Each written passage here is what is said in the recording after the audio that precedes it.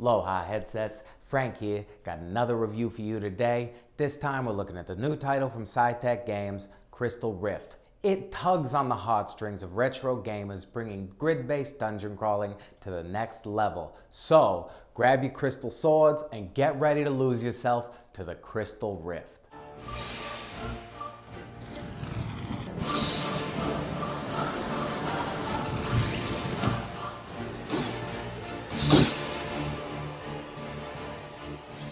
Boy, did I enjoy this game. From start to finish, Crystal Rift led me on a wonderful and mysterious journey to uncover the secrets of the Rift. Now, please don't go into this game expecting an RPG, because it's not at all. Sure, it borrows some elements, but this is a dungeon crawler, and a fun one at that. But as always, don't just listen to me, take a look.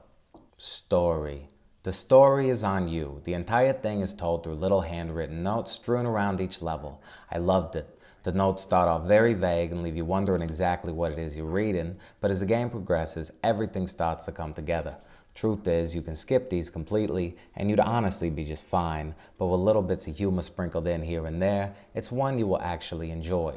I won't spoil anything for you, but once you hit level 22, you're in for a nice treat. The game really does a great job of bringing out that adventurous spirit in all of us, and there are even a few scares here and there. Whoa! Oh, that scared me. Visuals. Now, this isn't the most visually stunning game around, but it has its moments. Everything looks great, it's just a little repetitive. If you've ever played a dungeon crawler before, you have an idea of what to expect. Lots of gray walls and long corridors, but as you explore more of the world, things slowly become diverse enough to remove that monotonous feeling. They did a wonderful job with this game. I never saw a single jaggy, and the frame rate seemed to stay constant the entire time I was playing.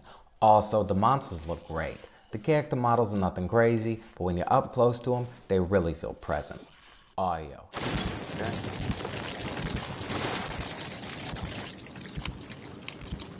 Now, if anything, this is where the game needs a little work. Not only does your audio setting reset every time you die, but the cues are a little off, and at times the music was just too loud. But don't get me wrong, it does create a wonderful sense of atmosphere.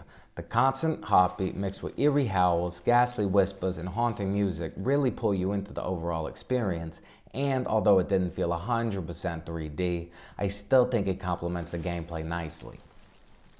Gameplay. The gameplay is amazing. It's easily my favorite aspect and will keep bringing you back.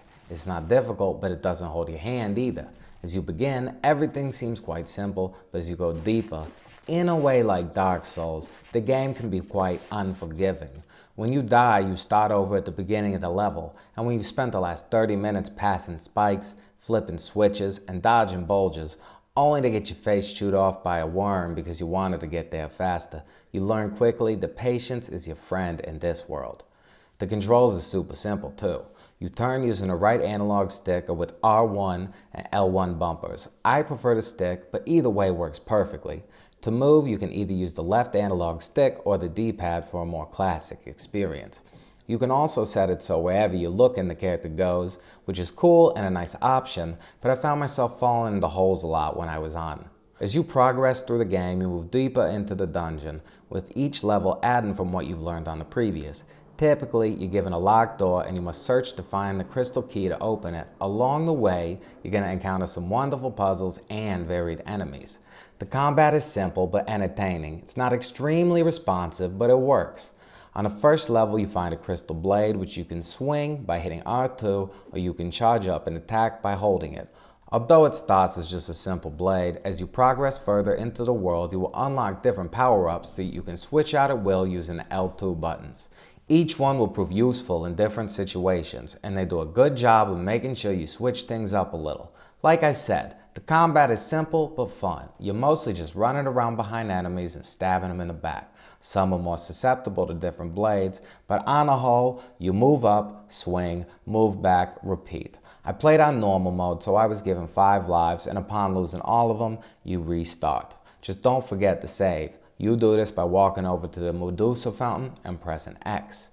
There is also an easy mode with unlimited lives, hard, and extreme. I'm not sure how they differ, but I'm glad to see that there's some form of replayability. Finally, there is no map. so get ready to get a little lost. But don't worry, it's all part of the fun. My only big issue was that saves didn't always work correctly. Sometimes a level would have mid-level saves, but upon dying, I would respawn at the beginning anyway. Motion sickness. I did feel it a little bit when I turned the camera to smooth. It wasn't terrible, but it moves just a little too fast for comfort. Luckily, they offer a wide variety of options to help alleviate this. You can adjust how quickly it turns as well as lock yourself into a sitting position. You can also adjust the size of the game world. I felt like a giant when I turned this setting and didn't really like it, but try them all and see what works for you. Drift. Absolutely no drift whatsoever. I did have a little glitch where it placed me below the ground once, but I just took off my headset and kind of shook it and moved it around a little bit, and when I put it back on, everything was perfect. Value. I think this game is completely worth the price. At only $13, it's a steal. You're getting over 10 hours of wonderful content and 4 different difficulty options. Also, for the completionists in all of us, there's 133 skulls and 22 statues hidden throughout the world. So, get hunting. Verdict. This is a wonderful game steeped in retro glory. From the enemies to the sounds to the gameplay, I really enjoyed it. And I think you will too. Just please don't go in expecting an RPG because you will not find it there. What you will find is a puzzle-filled treasure hunt through a mysterious and enthralling dungeon that will have you looking over your shoulder at every turn with only your trusty blade to turn back the darkness. Treasure chest. Oh, missed what was on that side. Oh, bats. Oh, there's a skull for me to get. Well, that's it for this one. Are you gonna grab Crystal Rift, or are you just gonna say forget about it? Let me know in the comments. As always, if you enjoyed it, please hit that like button. And if you want to stay up to date on everything PlayStation VR, and you don't mind looking at this ugly mug, friggin' subscribe!